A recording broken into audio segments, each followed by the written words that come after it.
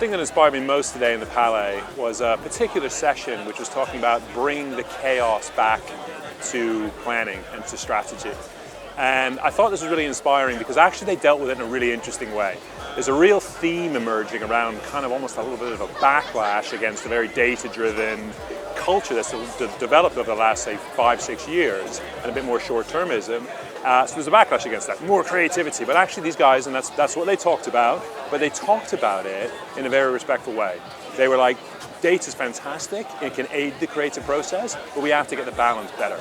And it just, you wanted to be a planner listening to it, yeah? It was really inspiring, a room full of planners and strategists, so the atmosphere was fantastic. And I found that, really reinvigorated almost how I feel about the industry and also the future of the industry, and how I think planning and really smart thinking, driven by both inspiration and intuition, but also driven by huge sets of data, expertly handled and smartly manipulated, is going to create amazing work in the future.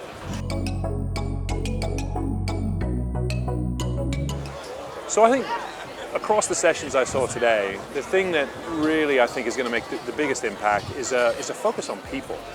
And I think this is kind of interesting because we talk about it a lot. I've been in so many client sessions, so many sessions with partners when they talk about we're going to put people at the heart of this. And the reality is we don't really. And we talk about them like consumers. We don't talk about them like people. And I got a real sense that it wasn't just we're talking about it, but it feels like we're approaching a tipping point of really taking that to action.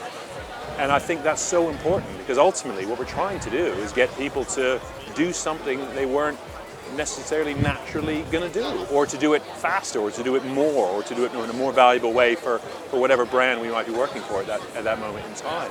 And I think to do that, you've got to understand human behavior, but importantly, you've got to think about them as people.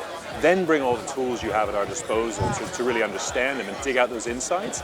And a guy said something today I thought was quite interesting. He says, you've got to find that dirty little secret, which I just thought was a really nice way of sort of terming, find that nugget, that insight.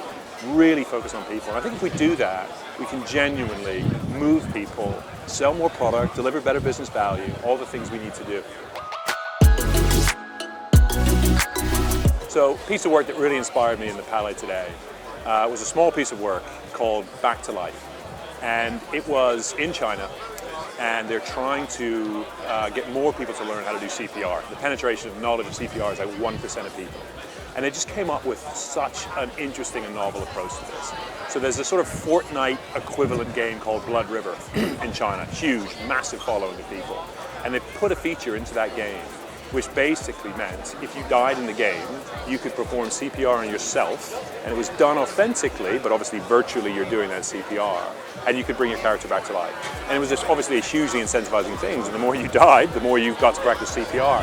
And I just thought it was such a clever way of inserting a really powerful message and getting people to actually engage and do it into something they're doing already every single day. So it's not interruptive, it's adding value, and it's also passing along a really vital skill. So I thought that was a really, really fascinating and impactful piece of work.